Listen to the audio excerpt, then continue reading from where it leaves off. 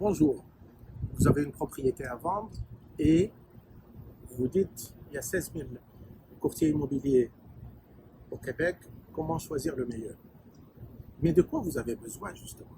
Vous avez besoin de mettre plus d'argent dans vos poches, de perdre le moins de temps possible, donc vendre vite et ne pas perdre votre temps avec des clients qui ne sont pas qualifiés, qui ne passent pas au financement ou qui ne savent pas de quoi il s'agit l'immobilier, donc qui n'ont pas d'expérience et qui vont trébucher et revenir sur leur offre et vous faire perdre votre temps. Alors comment choisir le bon courtier? D'abord, sa formation. Il faut qu'il ait une formation au moins universitaire, n'est-ce pas?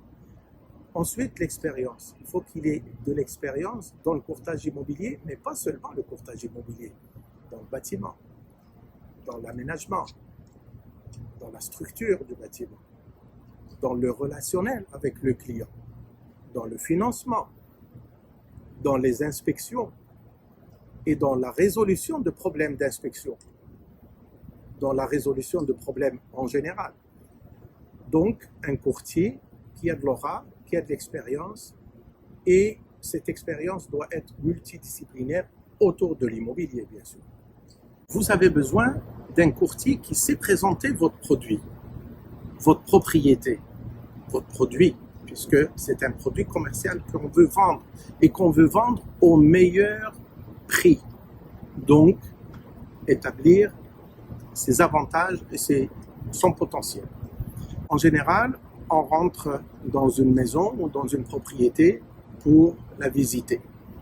Le client, acheteur, va regarder s'il se sent bien ou s'il ne se sent pas bien, s'il a une bonne impression ou pas. Mais généralement, il ne va pas savoir pourquoi. Et personne ne va lui dire.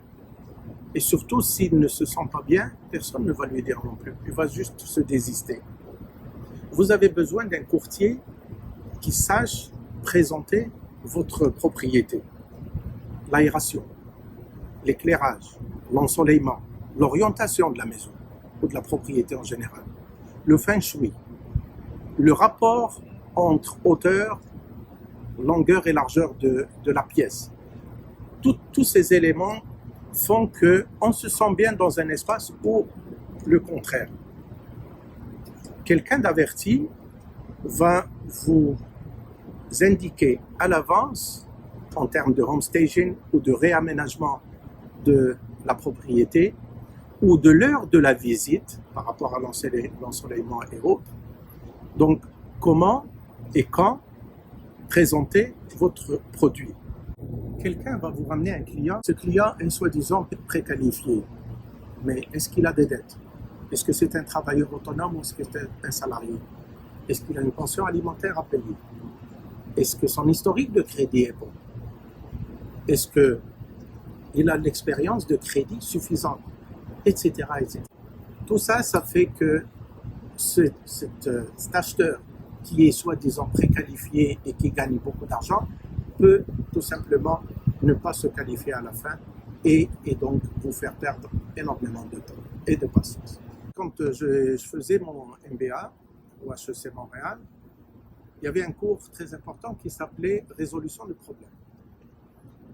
Dans une transaction immobilière, il y a énormément de genres de problèmes qui peuvent se poser. Que ce soit juridique, technique, social, procédural, temporel, etc., etc. Un exemple. Dans un certificat de localisation, il y a un problème, ou d'empiètement, ou de servitude, ou de vue, ou de autorisation mineure qui n'a pas été obtenue, ou d'une servitude qui n'a pas été enregistrée, etc., etc. Juste cette problématique technique, juridique, sur le plan cadastral du certificat de localisation, eh bien, ça peut faire tomber la promesse d'achat, des fois à la fin de la transaction, quand on a pensé que la transaction était terminée, que tout est bon. Deuxième problématique, ce sont tout ce qui est études du sol, études environnementales, l'amiante, la vermiculite, etc., etc. C'est des études qui se font en cours, mais qui peuvent aussi se faire en amont, avant la promesse d'achat, avant même l'inscription de la propriété sur Centris. Donc, vous préparez les réponses aux problèmes éventuels.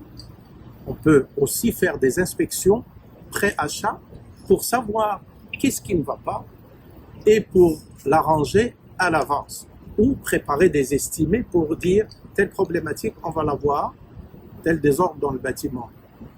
L'acheteur va s'en apercevoir et on va pas le faire, on va pas le perdre comme acheteur parce qu'il y a une problématique, mais on va la résoudre d'abord en faisant un estimé, en sachant exactement l'ampleur de cette problématique et comment la résoudre en temps et en argent.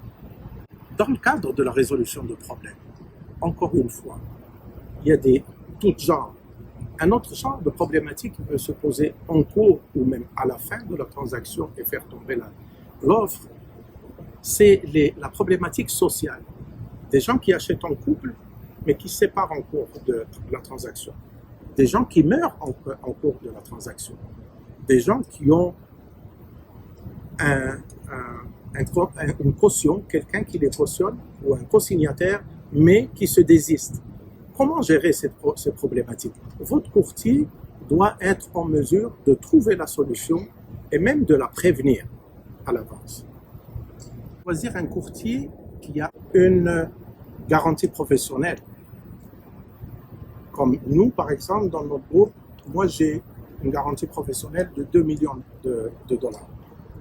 Aussi, nous offrons une garantie supplémentaire qui est une protection plutôt supplémentaire, qui est un plan qui s'appelle Satin Secure, qui vous permet d'appeler des spécialistes juridiques en immobilier, des avocats spécialisés qui vont vous répondre à tout moment et à toutes vos interrogations et à vos incertitudes. Et donc, vous sécurisez juridiquement la transaction avant, pendant et après la transaction. Et enfin, de Downtown Montréal, Oussama de l'équipe SBAI, courtier immobilier chez Satin Immobiliat. Je vous remercie pour votre écoute et votre temps et au plaisir de vous servir.